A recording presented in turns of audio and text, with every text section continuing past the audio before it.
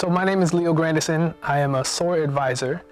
I'm the point advisor for student-initiated outreach programs for the YIELD programs. And there are 3 outreach programs that work together specifically during YIELD Outreach Weekend. They are ABSA's DHE, which is Destination Higher Education, ASF, which stands for A Step Forward, out of the Filipino Student Alliance, and ORADE, which comes out of MECHA. Before I was an advisor, I was a student here, so I'm alumni. But as an advisor and through the SOAR office, we hold kind of some of the institutional knowledge, the longer-term memory of the programs, because sometimes the students have a short career here, but their programs last long. So DHE is geared towards the outreach and yield of Black and African American students, and it originated in 1996 with the founder Keith Curry, and it was originally geared towards students in the Bay Area who had been accepted to UC Santa Cruz. But since then it's greatly expanded to include students from Sacramento, parts of Southern California, Central California. It's all over the place right now. It's been growing, and it's been doing a lot of great things for the University of Santa Cruz. The perspective of the students at the time was that they wanted to basically encourage students from their own communities to come to the university to pursue higher education as a means and a way to a better life. And they could do it in a unique perspective because they were from those communities, and it's almost a peer-to-peer relationship. They may be a couple years removed. So DHE stands for Destination Higher Education, and it's a student-initiated outreach program geared toward yielding students who've been accepted to UCSC in underrepresented, underprivileged communities. We give them a trip to UCSC in order for them to learn about the school. We provide mentorship, we provide a cohesive learning environment, and we also allow students to just have fun. We think the biggest thing is that students are educated about issues that concern UCSC and that they have a great time while they're here. So during this weekend, basically we bring these students up to show them what UCSC has to offer and what the Filipino Student Association has to offer them. We introduce them to the different resources there are on campus as students of color here on this campus, and they get to participate in different workshops and learn about their majors, financial aid. They get to do self-expression workshops, which help them to really learn more about their identities, and it's a very productive weekend. Throughout this weekend, we have the different workshops, and we have a lot of past volunteers and past participants that help out on the program. It's roughly over 100 volunteers, and they help connect with the participants. They help facilitate the workshops and just provide information on what the Filipino Student Association here at UCSC can offer them. We have concerts for them. We also work in collaboration with DHE and ASF, and we have dinners and lunch, and so they can also get to mingle with other communities and see their struggles within, that independent community. And we also do like the sunrise ceremony, which exposes students to indigenous, ceremonies that maybe not a lot of students have been exposed to.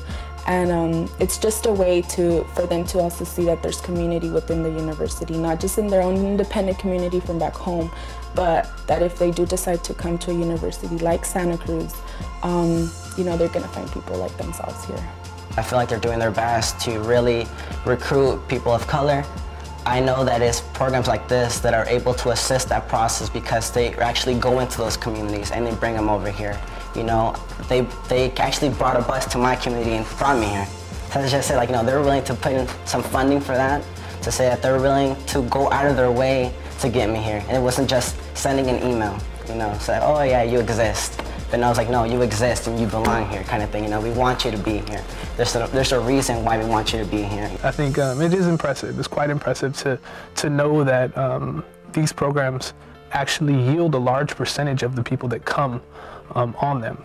So I know that last year, cumulatively, all 3 programs had a 63% yield rate. which we know means that 63% of the students that came up on these 3 programs actually ended up coming to this university. And this has been the case. They've probably had a yield rate of over 50% for the past several years from their programs.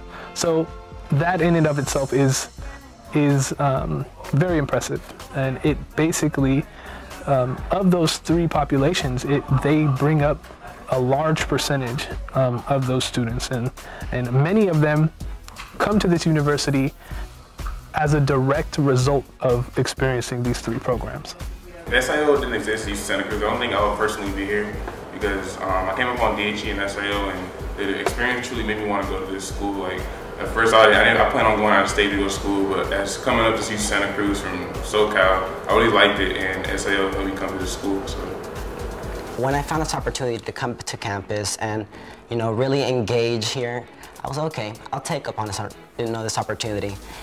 When I came here, though, it was unlike any other experience I've ever had. I found people that were passionate about things like me. They were really engaged and not just telling you about the campus, giving you tours and stuff like that and how to get in and stuff like that. They were more engaged and really telling you the importance of why it is that you're here, and what service that, you're providing by being here. And another thing, really got me to thinking about, the privilege it is for me to be here. Because looking back, retracing, going back to my childhood, I have seen a lot of my friends, end up in paths that are not similar to this. They have ended up dead, they have ended up in prison, and they have ended up in street gangs, But, really, in the end, how is that improving our quality of life? And so here, I believe I got the opportunity to live again, It's an opportunity for me to engage in a whole new community with different struggles and a new campaign for me. I also feel that if it wasn't for SIIO or any other of the organizations, that UCSC wouldn't have as much diversity as it has right now because of people who come up on DHE and realize that this school has a lot to offer. There's plenty of resources and ways to get involved. If it wasn't for these organizations, then I feel that many of these students would not know about UCSC and what it has to offer and would probably not be coming here. So SIIO is very, very, very important for increasing the diversity at UC Santa Cruz. Definitely, I think one of the main goals of SIIO is diversity, and I know personally that DHE allowed me to meet a lot of new friends in other programs like Orale and ASF. And so if it wasn't for SIIO in general, I wouldn't have been able to meet a lot of those cool people that I know now, that I'm friends with now, that I'm graduating with in June now. So, shouts out to SIIO. The most important aspect, I think, within SIIO is that, even Orale is in collaboration with DHE and ASF, and building communities, not just within our own Chicano, Latino, Latina community, but within other communities, and to know that our struggles are the same, and that our constant battles are the same, and that we're here to not just support our own community, but everyone as a whole.